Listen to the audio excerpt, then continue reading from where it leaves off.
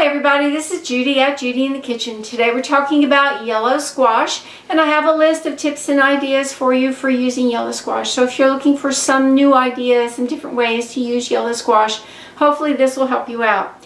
This list was long. It was broken up into two parts. This is the part 2 video. I'll have a link to the part 1 video below in the description box.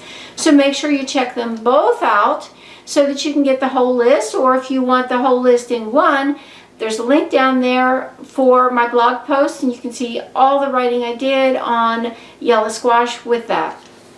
Why not add some sliced yellow squash to your favorite quesadilla? Add some sliced or diced yellow squash to a cheese soup, other soup, or even a favorite stew.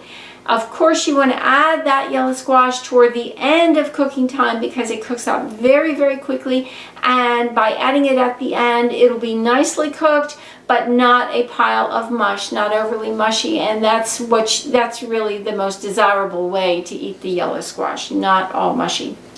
Why not add some sliced yellow squash toward the end of cooking of your favorite vegetable chili? Here's an easy and fast side dish idea for you using yellow squash.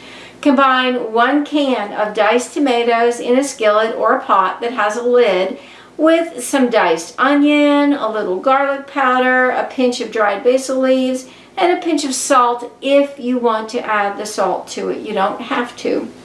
Add some sliced yellow squash and zucchini if you have some, if you want, and stir to combine, bring to a boil, reduce the heat, and simmer for no more than 5 minutes until the squash is as tender as you want it.